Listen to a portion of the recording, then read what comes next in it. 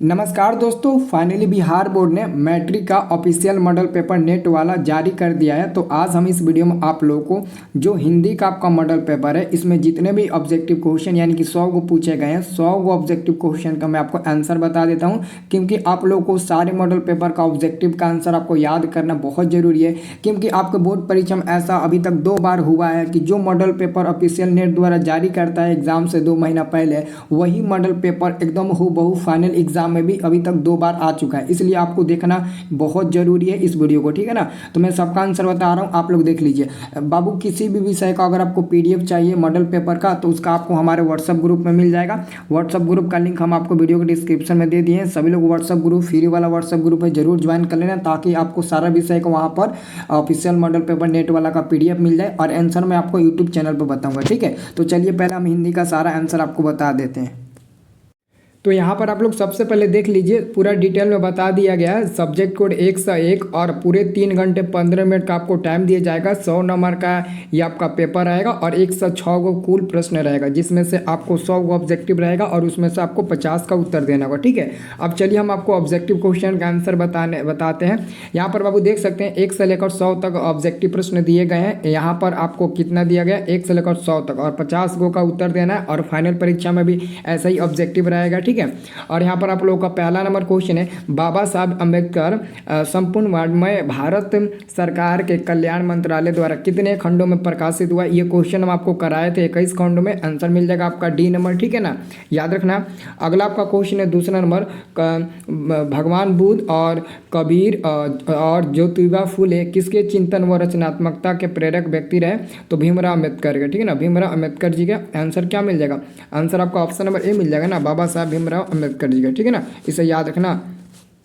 तो अगला क्वेश्चन आपका 3 नंबर है। तीसरा नंबर क्वेश्चन है, काम तो कासू बाबू का ही मालूम पड़ता है, इधर ही खेल रहे थे, यह किसने कहा था। बाबू ये आपका 20 के दांत जो आपका पार्ट है ना, ये उसमें का ये क्वेश्चन है, ठीक है ना। तो इसका आंसर मैं नहीं खोज पाया हूँ, लेकिन यहाँ तक मैं आपको बता दूँ आलू खाई ये है, ठीक है ना, लेकिन इसमें बहुत डाउट है। इसका आंसर अगर आपको पता होगा कमेंट करके बताना, मैं देख लूँगा बुक निकाल कर, ठीक है ना। और उसका आंसर मैं आपको नहीं बता सकता हूँ, क्योंकि बुक से निकालेंगे तो हम आपको बताएंगे, ठीक है। अगला क्वेश्चन है, किसने लपक कर मदन के हाथों से उठा लिया था। तो उसके पिता गिरधर लाल ने, इसे याद रखना है आप लोगों को। और आपका 5वां नंबर क्वेश्चन है, मदन पड़ोसियों के आवारागर्द छोकरों के साथ क्या खेल रहा था। तो मदन किसके साथ, अपने पड़ोसियों के जो बदमाश लड़के थे उनके साथ लट्टू खेल रहा था ना। तो यहाँ पर आपको ऑप्शन नंबर बी में मिल जाएगा कि वो लट्टू खेल रहा था। एक्चुअली में देखो डी होना चाहिए, लेकिन यहाँ पर भी ऑप्शन बी की जगह डी की जगह बी कर दिया, ठीक है ना। तो डी आपका होगा लट्टू नचा रहा था। अगला क्वेश्चन है बाबू कि मैक्स मुलर जी का जन्म कब हुआ था। ये भी हम आपको कराए हैं, 6 दिसंबर 1823 ईस्वी में हुआ था। और अगला क्वेश्चन है, हितोपदेश का जर्मन में अनुवाद किसने प्रकाशित किया था। तो बाबू आपका आंसर हो जाएगा मैक्स मुलर ने किया था। किसने किया था, मैक्स मुलर ने किया था। बाबू मेरा लाइव क्लास कब से कब तक चलता है, कैसे चलता है, कौन कौन सा विषय होता है, सब आपको पता चल जाएगा। तो आप लोग व्हाट्सअप ग्रुप जरूर ज्वाइन करना, फ्री वाला व्हाट्सअप ग्रुप है, सब कोई ज्वाइन कर सकता है। जिसके पास पैसा है वो भी, जिसके पास नहीं है वो भी वो ग्रुप ज्वाइन कर सकता है, ठीक है। 8 नंबर क्वेश्चन है कि मैक्स मुलर के अनुसार उनके यहाँ प्रचलित कहावतों और दंतकथाओं का प्रमुख स्रोत किसे माना जाता है। तो बौद्ध धर्म को माना जाता है ना, याद रखना। अगला क्वेश्चन है, दैवत विज्ञान का अर्थ क्या है। दैवत विज्ञान का अर्थ क्या होता है। तो इसे याद रखना, प्राचीन मानव होता है। एक्चुअली में अगर किसी को डाउट होगा तो इसका आंसर हमें पूछ सकता है हमसे, ठीक है ना। अगला क्वेश्चन है, चारुचंद्र लेख किसकी रचना है। बाबू ये देखो किताब के एकदम बीचों बीच से पूछा गया है। तो हजारी प्रसाद द्विवेदी, जो नाखून के उभरते हैं पाठ के लेखक है। अगला क्वेश्चन, गौड़ देश के लोग कैसा नाखून पसंद करते हैं। ये क्वेश्चन में आपको बताया है ना, बड़े बड़े लोग बड़े बड़े नख पसंद मतलब कि पसंद करते हैं। गौड़ देश के लोग बड़े बड़े नख को पसंद करते हैं, इसे आप लोगों को याद रखना है। अगला क्वेश्चन है बाबू, आदमी के नाखून क्यों बढ़ते हैं कि लेखक से यह प्रश्न क्यों किसने पूछा था। तो एक छोटी लड़की ने पूछा था, लेखक की छोटी लड़की ने पूछा था लेखक से कि नाखून क्यों बढ़ते हैं, ठीक है। अब देखिए बाबू अगला आपका प्रश्न है आपका 13 नंबर कि पुराने का मोह सब समय वंशीय ही नहीं होता, यह किस पाठ की पंक्ति है। तो बाबू आपका 13 का भी आंसर मैं बताना चाहूँगा बी ही नंबर होना चाहिए, ठीक है। और अगला क्वेश्चन मैं आपको बता दूं, नागरी लिपि शीर्षक पाठ किस पुस्तक से लिया गया है? तो भारतीय लिपियों की कहानी से लिया गया है। ये भी हम आपको करा चुके हैं। अगला क्वेश्चन देखिए, ये क्वेश्चन बहुत इंपॉर्टेंट है। कुंकल के शिवहार मान्यखेट के राष्ट्रकूट देवगिरी के यादव तथा विजयनगर के शासकों द्वारा लिखित लिपि में कौन सा लिपि है? तो नंदी नागरी लिपि। आंसर आपका मिल जाएगा डी नंबर। अगला क्वेश्चन है, दंतुद्रुक के बाद राष्ट्रकूटों की गद्दी पर कौन बैठा था? तो भगवान श्री कृष्ण यानी कि प्रथम। ऑप्शन नंबर आपका ए हो जाएगा। अगला क्वेश्चन है, किसके गले में स्काउट की तरह एक रुमाल बंधा हुआ था? आपको पता है ना, बहादुर।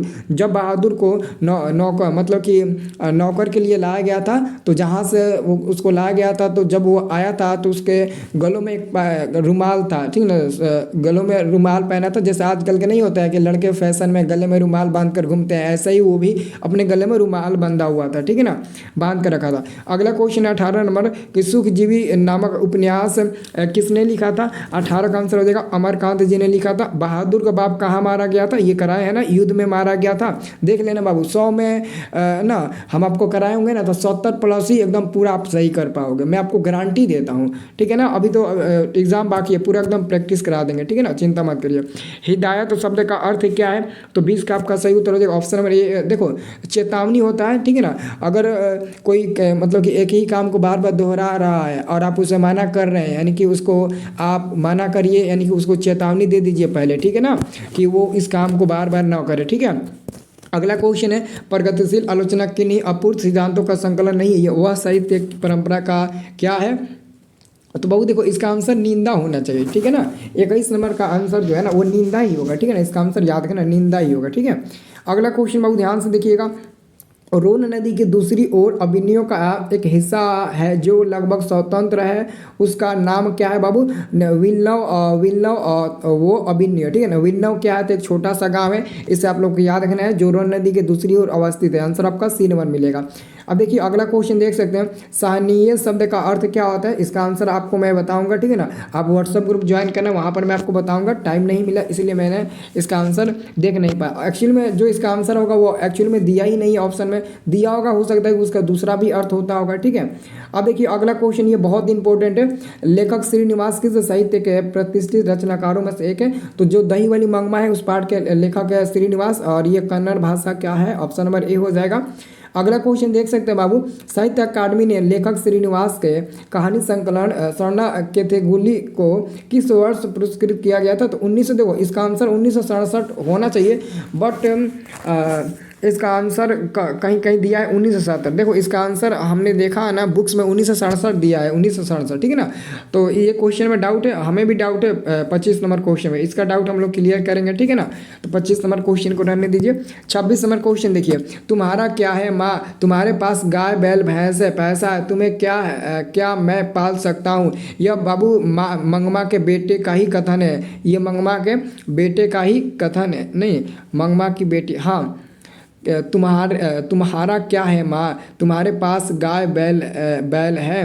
हाँ, ये मंगमा का बेटी नहीं का। अगर किसी को लगेगा कि नज़मा का कथन है, तो नज़मा का नहीं हो सकता, क्योंकि जब बारी आती है मतलब कि मंगमा के बेटों को उसको ख्याल रखने का, तो उस समय की यह बात है, ठीक है ना। अगला आपका क्वेश्चन है, किस लेखक के कथा साहित्य में उड़ीसा का जीवन गहरी, मतलब कि उड़ीसा के बारे में गहरी जीवन के बारे में कहाँ पर वर्णित है? तो सुजाता वाला पार्ट में, सातकोड़ी होता, ठीक है ना। ढाते विश्वास के लेखक कौन है? तो सुजाता है ना, तो इसे याद करना। नहीं, सुजाता होंगे या फिर सातकोड़ी होता होंगे। देखिए तो छोटू, उड़िया सातकोड़ी होता होगा ना बाबू, सातकोड़ी होता होगा ना। उड़िया वाला कौन है? उड़िया वाला सातकोड़ी होता है। नगर के ना सुजाता होंगे, नगर के सुजाता होंगे। आपका आंसर हो जाएगा सातकोड़ी होता बाबू, ठीक है ना। जो हमारा उड़िया वाला भाषा का है ना, उड़िया वाला भाषा का, वही हमारा आंसर हो जाएगा। अगला क्वेश्चन है, लक्ष्मी किसके घर में काम करती थी? वो स्वयं तहसीलदार साहब के घर जाकर काम करके पैसा कमाती थी, क्योंकि उसके पति लक्ष्मण कलकत्ता में नौकरी करता था, ठीक है ना। अगला क्वेश्चन, ढाते विश्वास कहानी में लक्ष्मी के पड़ोस का पढ़ाकू लड़का कौन था? गुणनिधि, जो स्वयं सेवक दल की स्थापना के लिए गांव के कट्टों को मतलब कि इकट्ठा किया था गांव के लड़कों को। अगला क्वेश्चन है, माँ शीर्षक पाठ के लेखक का क्या नाम है बाबू? तो ईश्वर पेटलिकर हो जाएंगे। ऑप्शन नंबर आपका सी हो जाएगा, ईश्वर पेटलिकर। इसे आप लोग को याद रखना है। अगला आपका क्वेश्चन है, माँ झील लोगों को अस्पताल के लिए किसका उपमा देती थी? गौशालाओं का। ये आपको मैंने बताया ना ये क्वेश्चन। अगला क्वेश्चन 32 नंबर है, पापती के चारों ओर खड़े डॉक्टरों ने बारी बारी से आकर किसकी सहायता से उसकी आंखों में भीतर भाग का परीक्षण किया था? स्टेथोस्कोप का। इसी का ना होगा। हाँ, इस बी नंबर होना चाहिए, ठीक है ना, बी नंबर ही होना चाहिए, ठीक है। अब देखिए अगला क्वेश्चन है, अरे अपनी अमीरी दिखाने के लिए रसमलाई भेज दी है। ये बाबू रसमलाई नारायण की जो पत्नी भावरी थी ना, वही भेज दी थी। आंसर आपका बी नंबर मिल जाएगा। 34 नंबर बाबू क्वेश्चन है, राम नाम बिनु बीर थे जगी जन्मा शीर्षक कविता के रचनाकार का क्या नाम है बाबू? तो आपका 34 का आंसर हो जाएगा गुरु नानक जी। गुरु नानक जी सी नंबर वाला हो जाएगा। अगला बाबू देखो, अगला बाबू जो आपका क्वेश्चन ऐनी शब्द का जो अर्थ है ना, वो एक्चुअली में इसमें दिया ही नहीं है हमको जहाँ तक लगता है, लेकिन इसका आंसर चबूतरा आप टिक लगा सकते हो बी नंबर पर, लेकिन अभी फिलहाल आप छोड़ दीजिए, ठीक है ना। हमको लगता है कि ए नंबर आंसर होगा। इसका जो आंसर होगा ना वो एक्चुअल में नहीं दिया, तो आप इसे छोड़ दीजिए, ठीक है ना। मैं करा दूंगा, व्हाट्सएप ग्रुप में आंसर भेजूंगा। अभी सबका आंसर आपको व्हाट्सएप ग्रुप में भेजूंगा। अभी मैं आपको दिखा रहा हूँ व्हाट्सएप ग्रुप कौन सा है। वाणी कब इसके समान हो जाती है? जब कोई व्यक्ति राम नाम का नाम नहीं लेता है तो वाणी भी इसके समान हो जाती है। सी नंबर आंसर मिल जाएगा। अगला क्वेश्चन है, मोह मन मासिक ले गयो चेतेव चोर चंदन। ये प्रेम अनि श्री राधिका वाला है, ठीक है ना, आंसर मिल जाएगा। स्वदेशी शीर्षक कविता के कवि का क्या नाम है बाबू? तो आंसर क्या हो जाएगा? ऑप्शन नंबर आपका सी नंबर मिल जाएगा, बद्री नारायण चौधरी प्रेमधन, ठीक है ना। आप लोग को याद रखना है। 38 का आपका सही उत्तर मिल जाएगा सी नंबर। अगला क्वेश्चन है, निम्न में कौन सी रचना बद्रीनारायण चौधरी प्रेमधन की है? तो आपका हो जाएगा क्या? हाँ, ये वाला आपका हो जाएगा जीर्ण जनपद हो जाएगा। ये आपका डी नंबर वाला हो जाएगा, इसे याद रखना, ये हम आपको बताए हैं। अगला क्वेश्चन 40 नंबर कि स्वदेशी कविता किससे संकलित है? तो आप देखो जीर्ण जनपद से नहीं संकलित है, वहाँ पर दूसरा है, यहाँ पर दूसरा है। प्रेमधन स्वर्ण से संबंधित है। आंसर आपका सी नंबर मिलेगा। अगला क्वेश्चन 41 नंबर कि सुमिंद्रानंद पंत उत्तरांचल के किस जिले के रहने वाले थे? अल्मोड़ा। उत्तरांचल में ना एक अल्मोड़ा जिला है, वहीं पर सुमिंद्रानंद पंत जी का जन्म हुआ था, ठीक है। अगला क्वेश्चन, भारत माता शीर्षक कविता किस काव्य से लिया गया? ग्राम्या। ग्राम्या का मतलब होता है गांव, समझ रहे हो ना बाबू, ये क्वेश्चन कराए हैं ना। अब देखिए अगला क्वेश्चन है, कवि रामधारी सिंह दिनकर को किस रचना पर ज्ञानपीठ पुरस्कार प्राप्त होता है? उर्वशी। ये भी हम आपको क्वेश्चन करा चुके हैं। आंसर आपका डी नंबर मिल जाएगा। अगला क्वेश्चन है, देवता कहीं सड़कों पर गिट्टी तोड़ रहे, देवता मिलेंगे तो खेतों में खलिहानों में। यह पंक्ति किसकी है? तो बाबू जनतंत्र के जन्म। नहीं, जनतंत्र के जन्म नहीं होंगे। 44 का आंसर क्या मिलेगा? जनतंत्र के जन्म। हाँ बाबू, ऑप्शन नंबर बी सही उत्तर होगा। Very good. अब देख सकते हैं बाबू अगला क्वेश्चन आपका 45 नंबर है कि निम्नलिखित में सच्चिदानंद हीरानंद वत्सियान अज्ञाय कविता के लेखक कौन है, इनके कवि कौन है? तो आपका आंसर हो जाएगा हिरोशिमा। हिरोशिमा होगा ना। अगला क्वेश्चन बाबू, कुंवर नारायण रचित इन दिनों साहित्य की कौन सी विद्या? तो काव्य संग्रह। ऑप्शन नंबर ए हो जाएगा। मेरी नींद के दौरान डैश डैश डैश जो भी लिखा गया तो हमारी नींद पर टिक लगा देनी है। बहुत इजी प्रश्न है, ठीक है। अगला क्वेश्चन देख सकते हैं, कवित्री अनामिका के पिता का क्या नाम था? तो आपका 48 का आंसर क्या हो जाएगा? श्यामनंदन किशोर नाम था, इसे याद रखना है। अगला क्वेश्चन, अनुपस्थित किसकी रचना है? तो बाबू ये अनामिका का ही है, अनामिका का हो जाएगा। सी नंबर 49 का हो जाएगा, ठीक है ना, इसे याद रखना। अगला आपका क्वेश्चन है, अक्षर ज्ञान कविता शीर्षक कविता में अंगा को डॉग को क्या समझता है? तो माँ समझता है, इसे याद रखना, ठीक है ना। ये देखिए तो ये कितना मतलब कि इजी क्वेश्चन पूछा। झारा पालक किसके साहित्य की कौन सी विद्या है बाबू? मेरे बिना तुम पर शीर्षक कविता का संकलन कहाँ से ली गई है, ठीक है ना। और देखो मैं आपको दिखा देता हूँ, सबका मैं आपको आंसर देने वाला हूँ, चिंता मत करिए। रेनर मारिया रिल के जन्म कब हुआ? रेनर मारिया रिल के पिता का क्या नाम था? जोसेफ सोफिया दिया है, उनके माता का नाम पूछा है ना, तो सोफिया हो जाएगा। ये बहुत इजी। हिंदी में स्वर्ण वर्णों की संख्या कितनी होती है बाबू? हिंदी में स्वर्ण वर्ण की संख्या कितनी होती है? 11 की 12। देख सकते हैं। द्विगुण व्यंजन कौन है? ये बहुत इजी। तो का उच्चारण स्थान क्या? अघोष वर्ण कौन सा है? तो य र ल, यानी कि तो आपका हो जाएगा। अब यहाँ पर देख सकते हैं, सन शब्द का क्या होगा? सन शब्द का संधि विच्छेद क्या होगा? से प्लस अन हो जाएगा, बी नंबर वाला, ठीक है ना। पूछा है कि निम्न में कौन सा अशुद्ध शब्द है, ठीक है ना। तो बहुत इजी प्रश्न पूछा। अल्प विराम चिन्ह पूछा गया है। स्वर संधि कितने भेद होते हैं? 5 भेद होते हैं। जातिवाचक संज्ञा कौन सा है? तो जातिवाचक जिसमें पूरी जाति भर का बोध है वो जातिवाचक हो जाएगा। बहुत ही नाखून शब्द कौन सा लिंग? बहुत इजी प्रश्न पूछा, यहाँ पर मैं आपको दिखा देना चाहता हूँ, ठीक है ना।